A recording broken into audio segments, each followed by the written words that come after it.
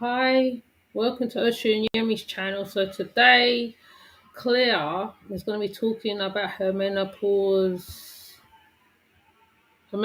story. Hold on, let me drop the link for you. Hold on, give us a minute. Um,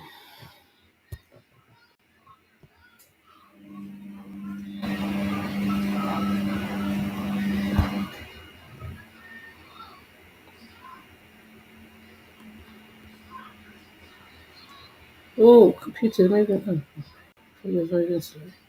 Okay, let me do it again.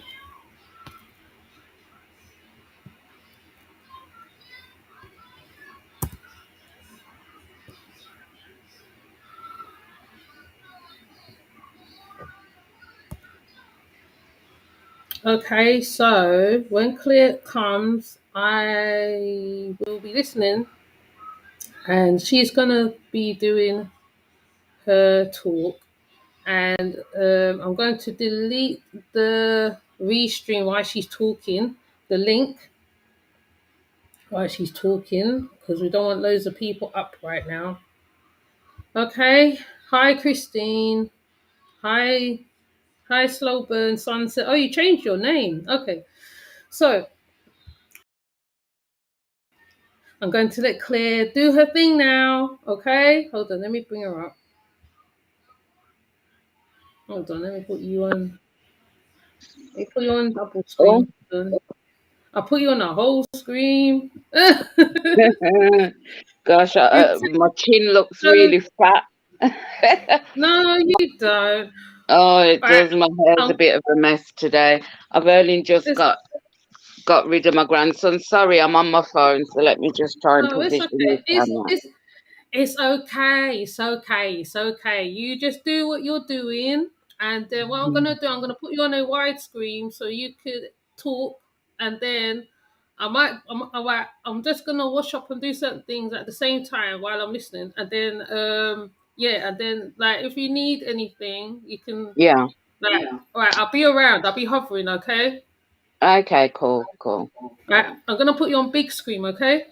Okay. Cool. Cool. All right. Hi, everyone. Good afternoon. I hope everybody's okay. It's just a quick talk, really, about menopause because it's something that's close to my heart. And I feel that, sorry, I'm on my phone. Please forgive me. I'm not technical at all. Um, I do believe that it's something that's not talked about. It's kept as quite a taboo subject, and realistically, we need more awareness of it because 50% of the population are going to experience this at some time. Also, if there's any men listening, you need to know about this if you're married and in long-term relationships, because the menopause can actually ruin relationships through lack of understanding and lack of knowledge and lack of compassion for what us women really do experience with it. A bit of a background story. I started experiencing menopausal symptoms at around 39, 40. My period stopped. There was nothing. Um, I wasn't concerned about pregnancy because I'd been sterilised. But what I didn't know is that sterilisation can cause early menopause. Now, government guidelines state that anybody above the age of 45, below the age of 45, who becomes menopausal or premenopausal is classed as early menopause. Anything after 55, after 45, sorry, they generally, it's not a problem. Um, Generally, the average age of a woman starting the menopause would be around about 50 to 55. There are women that are 55 still actively having their menstrual cycles. Um, what happened with me was I was informed that I was what was called premenopausal. Now, I'd never heard of that before. I'd never heard of anything. All knew about it was women refer to it as the change, which I think is a really derogatory term, to be fair. And you can get vaginal dryness and grow a beard. That's all I knew. I knew nothing else. My mum had a hysterectomy at 36, so she didn't actually go through an active menopause. So I never seen no symptoms full firsthand. I did see one of my aunties suffering with sweats, um, but that was about it. I didn't have any clue about what was going to happen, how long it could happen for, any of it. So I'm a bit of a researcher. So when I was told I was premenopausal, I thought, okay, I've never heard of this before. So I went online and I did a bit of research. Now, the stage premenopausal is what we call it here in England, and in America they call it I believe, perimenopausal. And basically, you can go 6, 7, 8, 9, 11 months without seeing a period. You can experience all the symptoms, which are sweats, thinning of the hair, lack of libido, which is a really big one, especially in a long-term relationship. Dryness, like I says, vaginal dryness, and just being over emotional. Like, I was crying at cat adverts. It was terrible. Um, so that was that basically. I was sent away and told to get on with it, told to go to Holland and Barrett, which is general procedure, which I did, and I bought evening sorry, oil of evening primrose. Now that helped in the beginning. I must admit it helped in the beginning. I went 10 months, no period, then I had a period. Now, as soon as you have another period, if it's under the 12-month mark, your class does the clock goes back to zero. So it starts again. So this happened to me for 2 years, over 2 years. Then I did go from around 42, 43, I'd say. Yeah, 43, because it's been 2 years. I went the whole 12 months, no period. During this time, um, my hot sweats had become out of control. I was having to come off phone calls because my phone was getting wet. I was sweating that much. The heat is like a heat I've never experienced. And being somebody who's always cold, having to tell my kids to turn the heat off in December and using a fan, which I use now, was just too much. I'd sweat that bad that I'd have to get up and change to the bed. I even resorted in the end to using, those training pads you use for kids in case they wet the bed, just so that I didn't have to flip the mattress because it was really, really bad and it was just excruciating. So I'd gone the 12 months. I was probably about 15 months in. So now classed as being in full menopause. Sorry, I'm holding my mouth. My teeth are terrible. I'm waiting for some dental work. So anyway, I spoke to my doctor because after about 15 months of being in full menopause, I thought these sweats I can't cope with. I want to take the HRT. So I spoke to my GP, and because in 2019, a bit of background, 2019, I was really unwell. I spent 48 days in a coma due to a blood clot in my leg, and then I had a blood clot in my lung which burst, which is a pulmonary embolism. However, they didn't know that I had an abscess in my lung, even though I'd been there 15 days, and that had burst as well, which gave me sepsis, and I was put into an induced coma, and I was in the coma for 48 days. So anyway, fast forward to being at the GP to ask for this HRT. So he told me no. He says, Claire, you can't take it. You've got an increased risk of having a blood clot, and if you've had a blood clot before, you can't take it. So I felt absolutely gutted. I was like, no way, how am I going to cope with these sweats? That was actually really ruining my life. So I am sorry about my Brummy accent as well. So I went online, and I like to join groups. So I joined a early menopause group on Facebook, and there was, a lot of ladies singing the praises of HRT. And I'd made a comment saying that, unfortunately, I've been told I can't have it because of this blood clot issue. So God bless this lady. She messaged me and she says, you can still have it. You could have it by patch, you can have gel, or you can even have it via injection. I was like, really? She says, yeah, and it's nice policy guideline number 21. So don't let your GP tell you any different. I says, oh, that's great. Well, I'm from the medical background, and I actually used to work at my doctor's. So he knows me personally, so he knows I don't play. So I give him a call, and I explain to him that actually I can take HRT, and I can have it in patch form.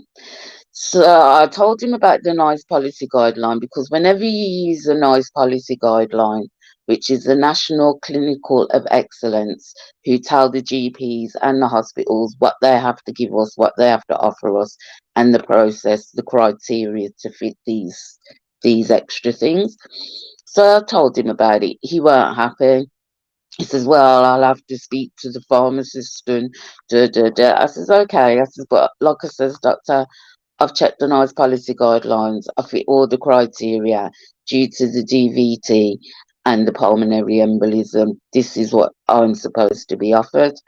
Within an hour, he was on the phone telling me, okay, there's a prescription at the chemist. Now, the doctor didn't want to give it me in patch form because the patch form is a lot more expensive than the tablet form. And I understand I got budgets, but the government gives them money every year for my healthcare, so they have to spend it when I need it. So that's first. If anybody does go to the doctors for HRT, and they refuse due to any issue like that, blood clots, thinning of the blood, that kind of thing, you can request that you have the patch or gel or even injections. So I had the HRT patch, and within 3 days, all my symptoms were gone. My hair's the thickest it's ever been, and the vaginal dryness went as well. It's working again, fine. So I think for the men, if there is any men listening, or if there's any ladies that want to share this with their men, um, the lack of sex drive, right, is a serious thing. Now, I was in a relationship with my children's father for 21 years. We was very sexually active, and I started sleeping in my, you know, it's not tonight clothes, bed clothes, and I actually became an edge sleeper where I slept on the edge of the bed, right? But my lack of interest, he took really personal. He didn't have any form of understanding about what I was going through. The fact that it wasn't a nice experience for me anymore because of the dryness. Um, it just really did destroy our relationship. We chose to cheat, and now we're not together. So, but I did write a list of some of the things that happen, and when these things can start happening from, because we're not informed about our reproductive system. We're not told exactly what's going on, how it works when it starts to decrease. And what I found out from my research is that from around age 35, um, our eggs deteriorate and we start to produce less. Um, Also, our hormones decrease. Your estrogen level can go down. Um, and with that hormonal change, especially with the estrogen level going down, that can affect your bones, and that can also affect your libido, your sex drive. You'll get missed periods, late periods. Um, Sorry. Mental health changes. I became very short tempered. I became highly emotional. Yeah. Upset bowels is something also that can happen. One of the major ones is interruption in your sleep pattern. Yeah. And sometimes when you're premenopausal or perimenopausal, you can experience the sweats. Now, from a health side of things, once you become menopausal, especially if you become menopausal before 50, you have a higher risk of bone disease because of the estrogen level and the lack of estrogen in your body. It actually affects your bones. Also, if you've had multiple pregnancies during your life and you've experienced morning sickness, a lot of morning sickness, you're already at a disadvantage with your bones, because what actually happens is when you have morning sickness and you can't keep food down, your body melts your bones. It basically takes the calcium out of your bones to feed the baby, to sustain the baby. So the more pregnancies you've had and more morning sickness, you're already at a disadvantage. Bone health is extremely important. So the HRT helps with that because it's basically giving you the estrogen back. But there's been many scares over HRT. People, there was a lot of studies back in when it first was being used, and there was a lot of scares around increased risk of breast cancer, increased risk of cancer, basically. Um, just a bit of background story. My aunt, she was really scared about this increased risk of cancer. She never took the HRT. She suffered them sweats for a good 3 years. And unfortunately, she got breast cancer afterwards. So it's not a science. It's like, you have to really weigh up the pros and cons. If you can stick them sweats out for a good 3 to 4 years, because that's how long you could be experiencing them.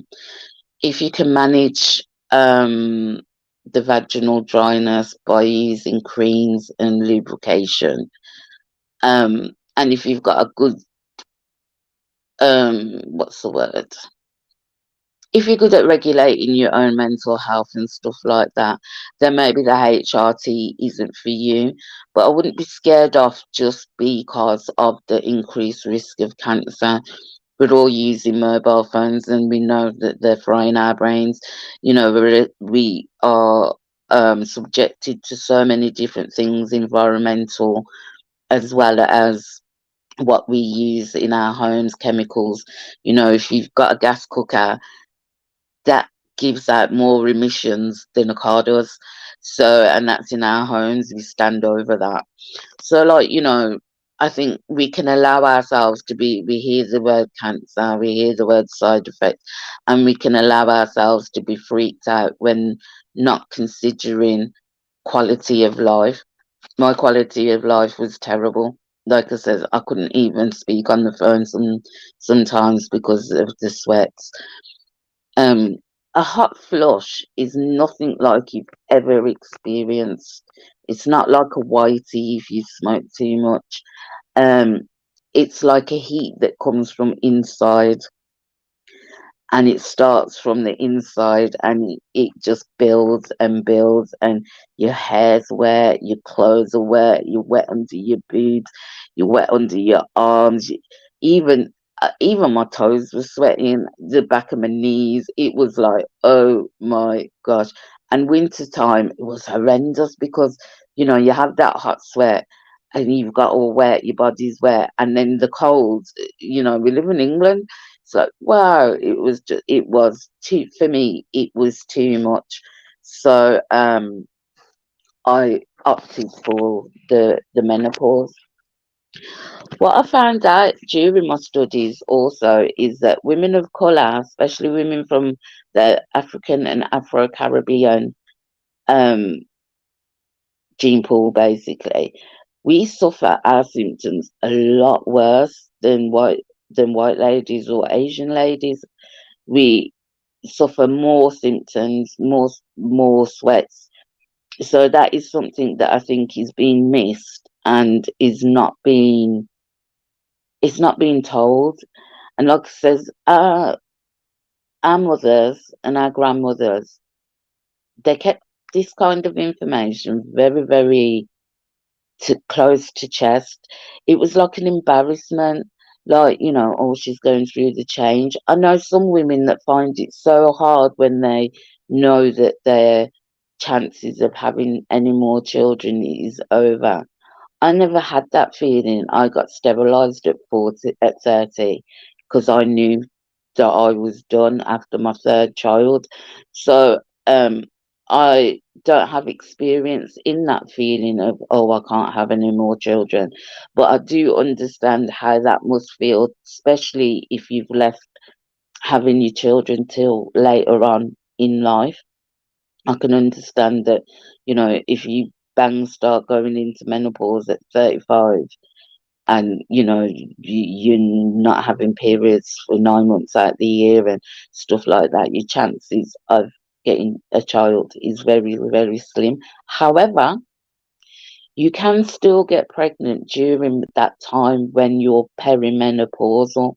Until you've not had a period for 12 months, you still, if you still need to take your birth control because you still can get pregnant. And if that's something you don't want to do, that's going to be very, challenging. Also, they do say having children after a certain age puts us in a higher risk for child deformities, Down syndrome, spina bifida, that sort of thing, because we're born with our eggs. So we're born with all the eggs we're ever going to have. And, some girls start their periods from 9. So that's an egg a month, that's and the body generally produces more than one egg at a time. So, by that time, you're really on the low amount of what you've got left. I'm sorry, I'm just checking my notes just to make sure I'm covering everything. Yeah. I was first advised to go to the Holland and Barrett and get some herbal remedies. The first one I used was oil of evening primrose, which in the beginning I did find really, really helped. I was also advised to drink sage tea or take sage tablets. Um, I myself personally didn't find any relief from that. Exercise is a great way to combat the sweats as well because it does help, get your blood rate, your heart rate up, you sweat, you pump it out. So exercise can be great, but then because of mental health changes, you can have lack of interest in those sort of things. And then diet. Maintaining a healthy nutritional diet is key to all aspects of life, but it can really help with menopause, reducing processed foods, fatty foods, overly fatty foods like, deep fried, because some fats, natural fats, are good for you. But, deep fried food, overly processed food high in refined sugar or corn syrup can really, really affect you. Coffee, the caffeine as well. I'm a coffee drinker, but the caffeine can affect it as well and make it worse. So look at the diet. What the doctor will do to see if you're actually actively in menopause is request a blood test and they'll check your estrogen and estrogen levels. And if they're below a certain number, then they'll come back and say, yes, you're menopausal, or they'll come back and say you're premenopausal, or it could be a different issue. Um, Sorry, I'm just checking my notes. This is my first time doing this, so please bear with me. Benefits. Yeah, the benefits of the HRT is that it gives you back the estrogen and keeps you on an even level. So I found that, my emotional outbursts, my crying at cat adverts, um, all that stopped. My kid says I was a nightmare for a time being, but since the HRT, that really has stopped. It helped with the dryness down there, and it also gave me back my interest in sex, even though I'm single now. So it's a bit of an oxymoron, isn't it? He couldn't wait, and it's a loss. So, but yeah, it did help with that. So if you are in a marriage or if you are in a long-term relationship and you're going through any of these things, you need to have an honest and open conversation with your partner. You need to you need to explain what's going on with your body. Explain that, it's not that you don't find them attractive no more. It's not that you don't love them no more.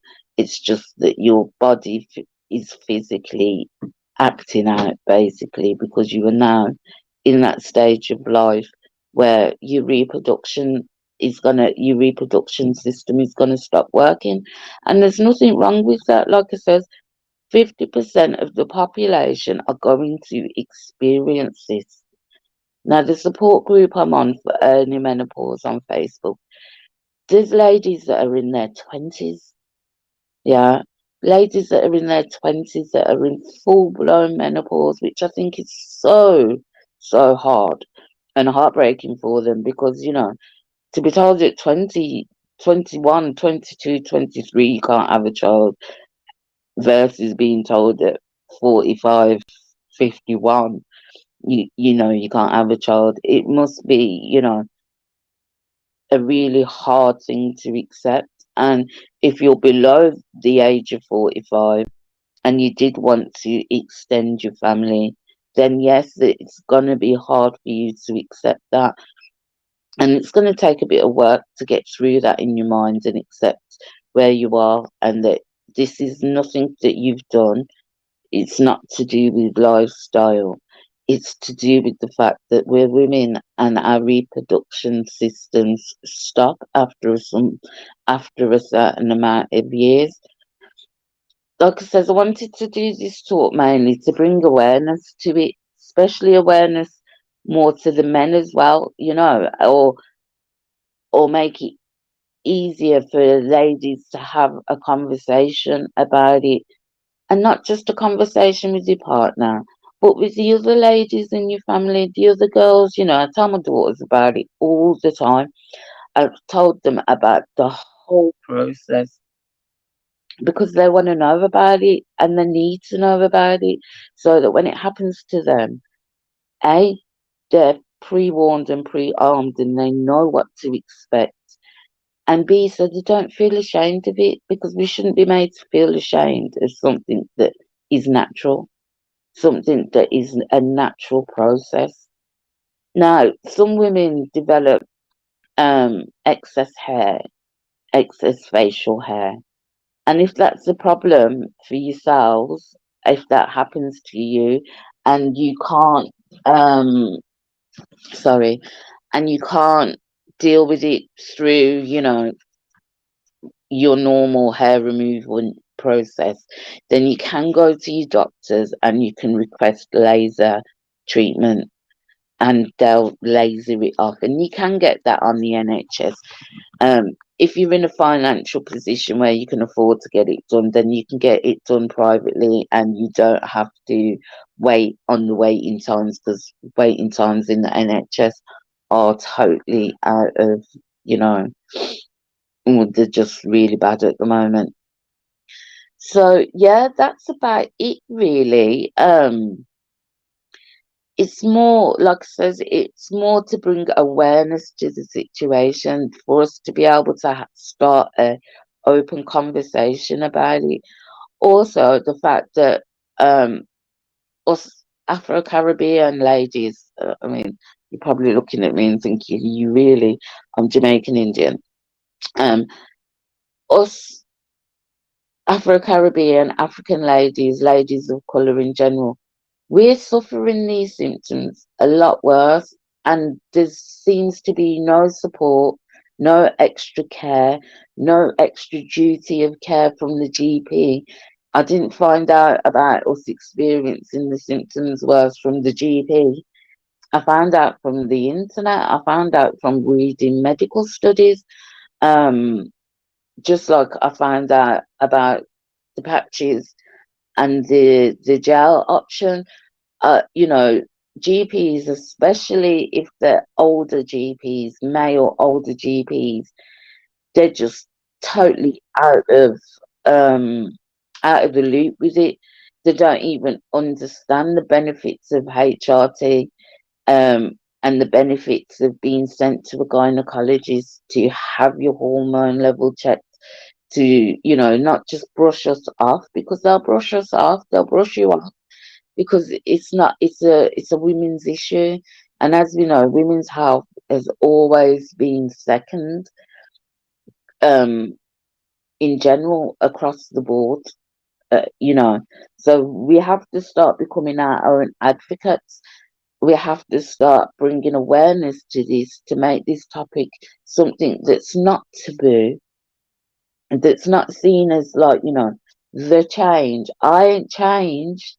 Well, I probably have, as in I don't take no more crap no more. Yeah. And it's like, oh yeah, whatever.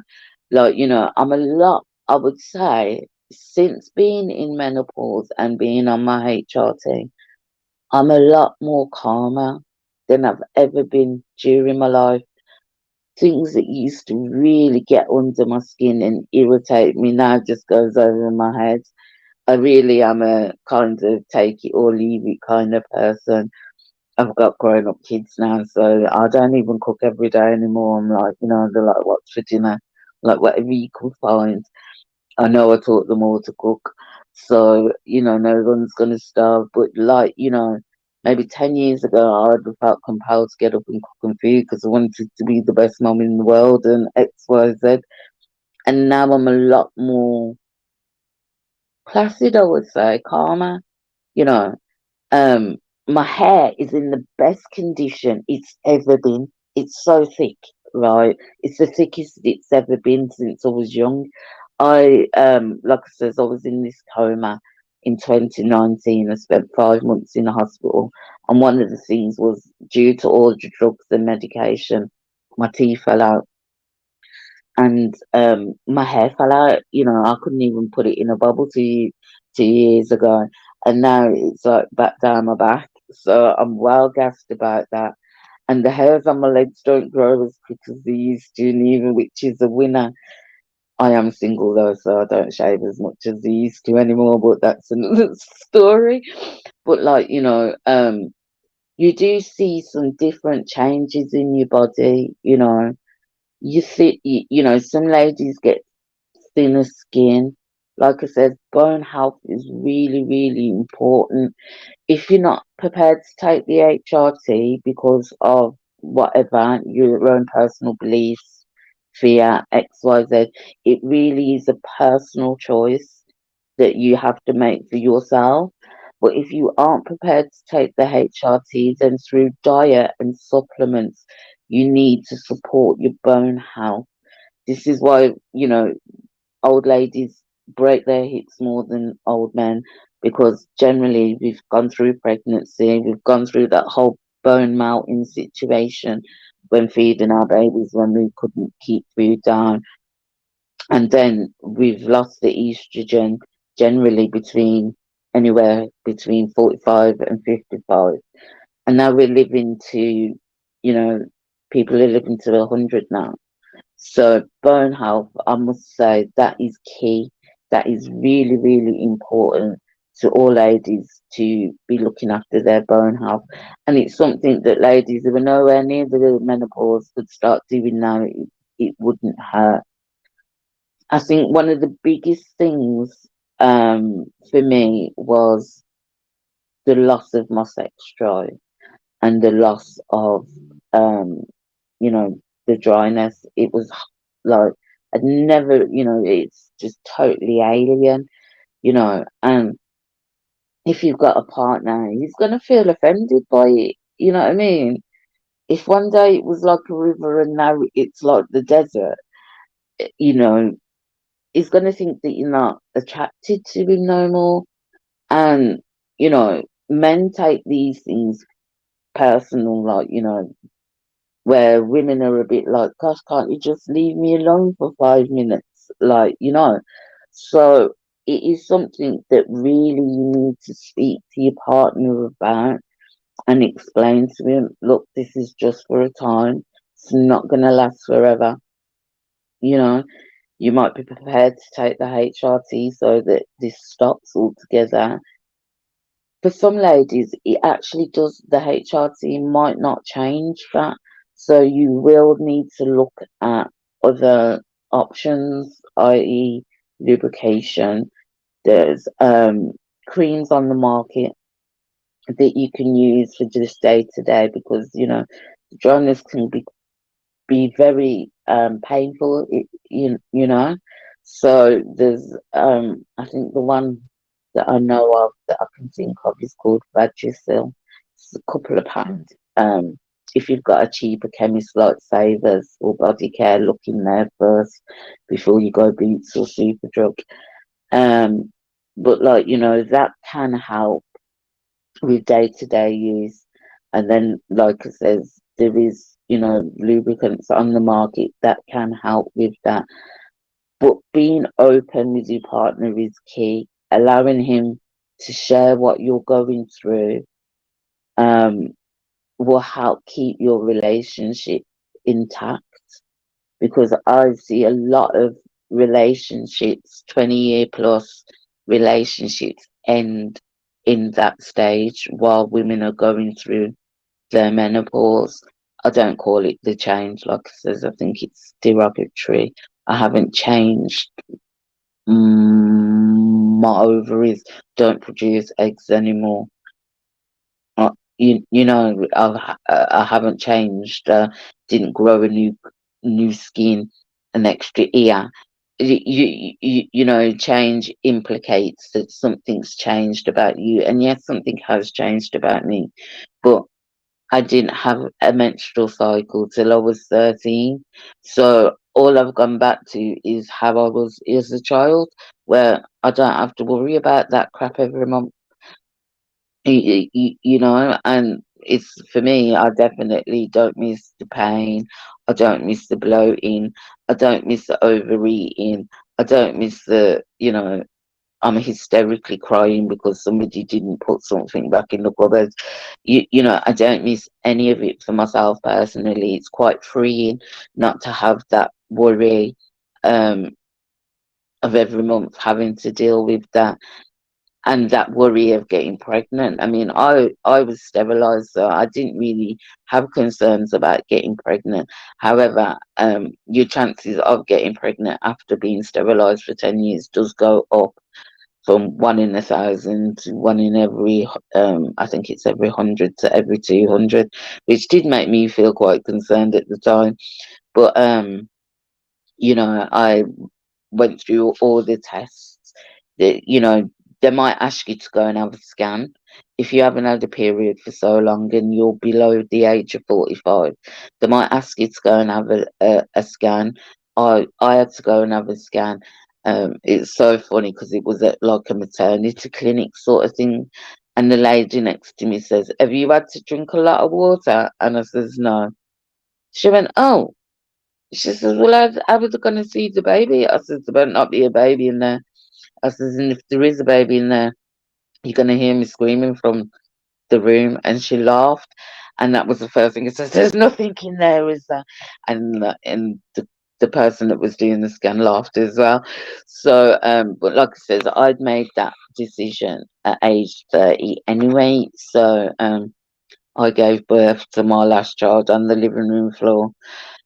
After that experience, she was 7.5 weeks early as well.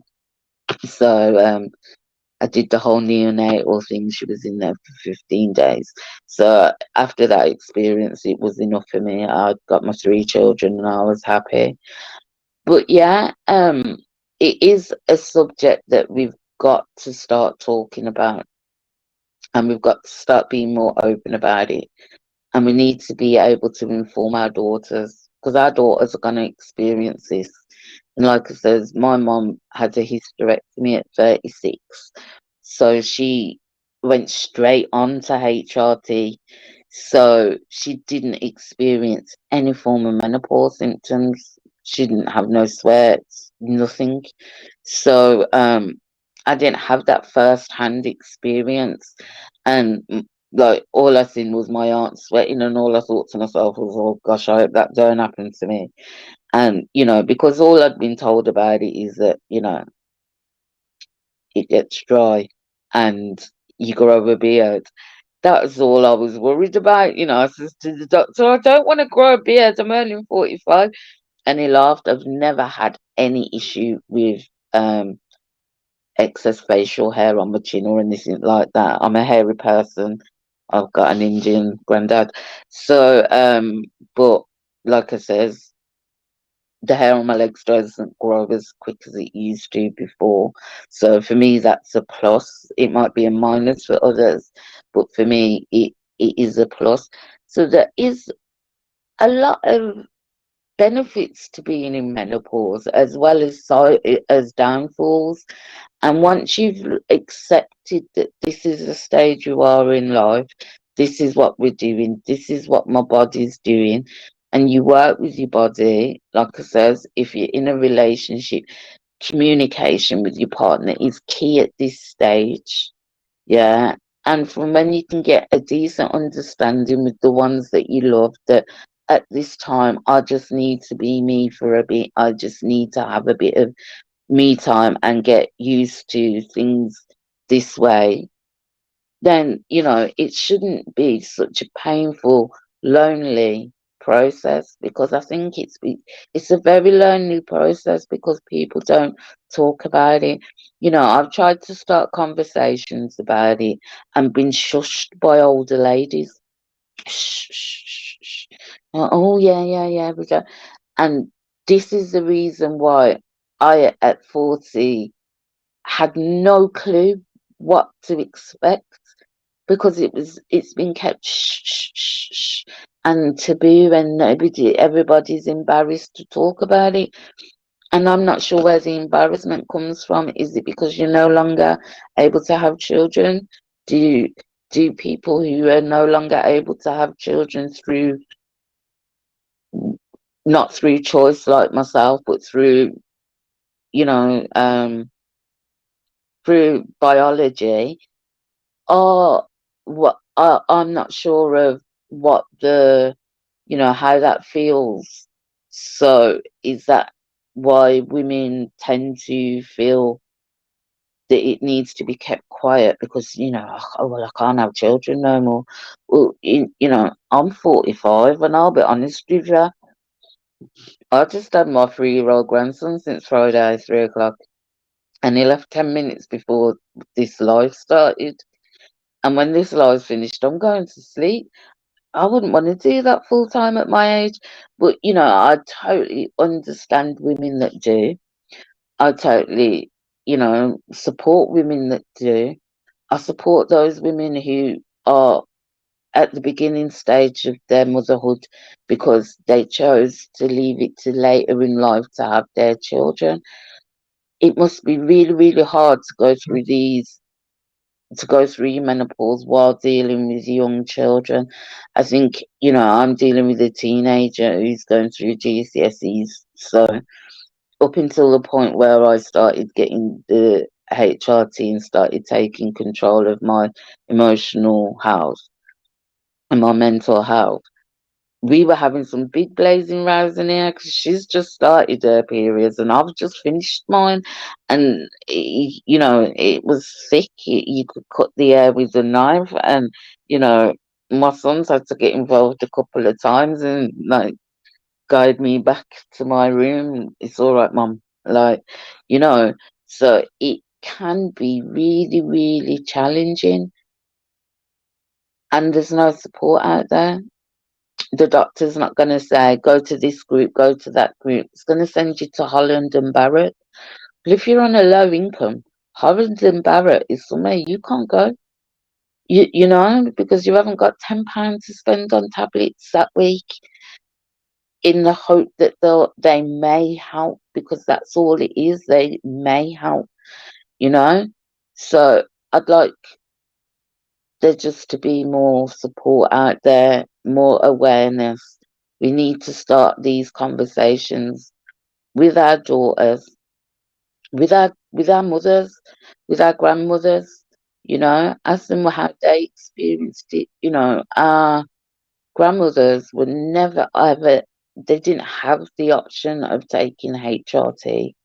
You know, they really did have to just ride it out until your symptoms stopped. You know, you can be premenopausal for up to 6 years before you actually go into menopause. That's a long time, you know, and I wasn't aware of that until I actually started going through it. And I think that us leaving it until the point of need is not the best way forward. So, yeah, I've been talking now for a while. We're on 48 minutes.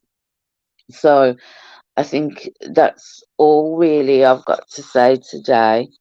Um, like I says, premenopause can start from age 35 onwards. Um, to actually classed in full menopause, you need to have gone through no periods for 12 months. Um, if you are under the age of 45 and you're experiencing missed periods, painful periods, anything that's unusual, please go to your doctors and get checked out. Don't just leave it by chance. Don't just take what I've said and say, oh, I'm probably perim, you know, premenopausal. You do need to keep a check on your health, especially your reproductive system. Um, Ladies, if your smear's due, you need to go and get your smear. And even after menopause, we still have to have smears.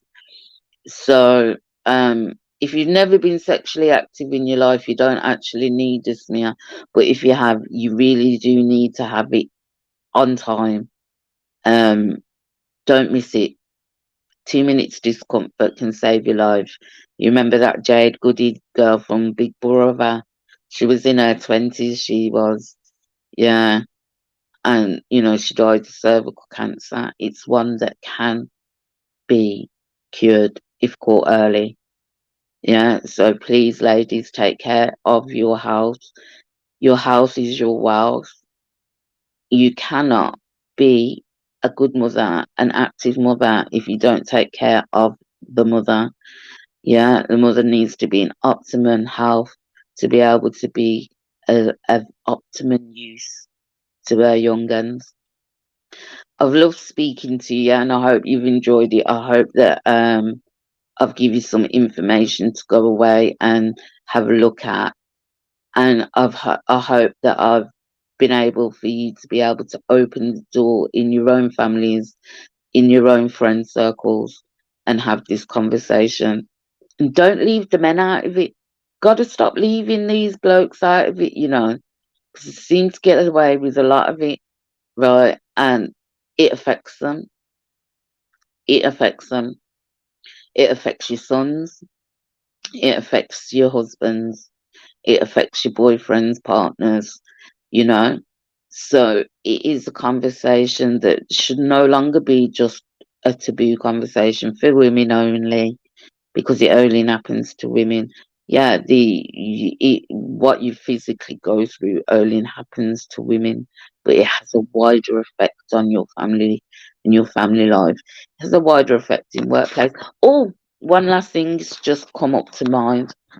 If you live in England and or Wales, Scotland, if you live in the UK, you can now actually be signed off work due to your menopause symptoms. Is actually now classed as a disability, as you know, the symptoms can be disabling where you can't work. You know, if you're having 5 to 10 hot sweats a day and you're in the office, you know what I mean? You're going to take a rucksack full of clothes to change every time.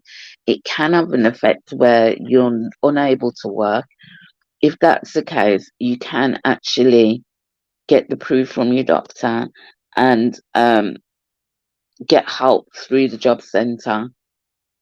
You can also request medical time off from your company as well due to this.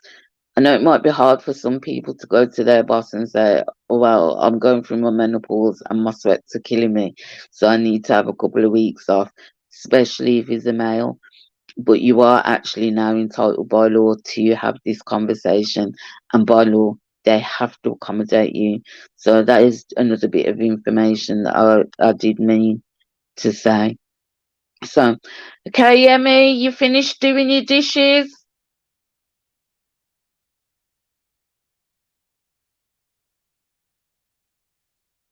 Hey, Yeah, yeah. Hi, y'all. hi. Can you hear me? It's Yeah, I on can the. It's on hear the speaker. you. Let me turn it off so in case it goes that do do do like it always does. Yeah. Okay. Yeah, that was really, really, really interesting. There was a couple questions that Yeah, some people was asking. Why has it gone quiet now? I Yeah, can some. hear you. Okay. Some people was asking. Let me see if I can find the question. I did see a question by somebody. Let me find it so I can read it verbatim, as they say. Yep. Oh, where is it?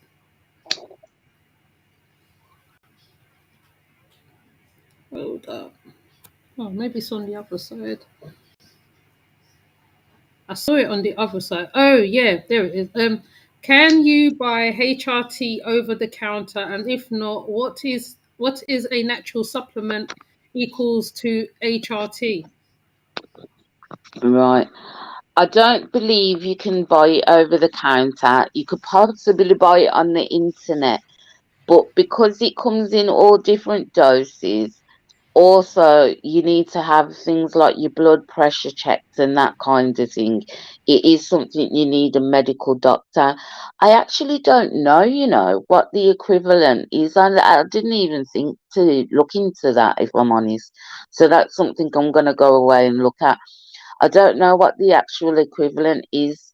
Um, Naturally, I don't think there is anything, because you see, estrogen, the HRT is basically estrogen and estrogen, which is the hormones that your ovaries produce.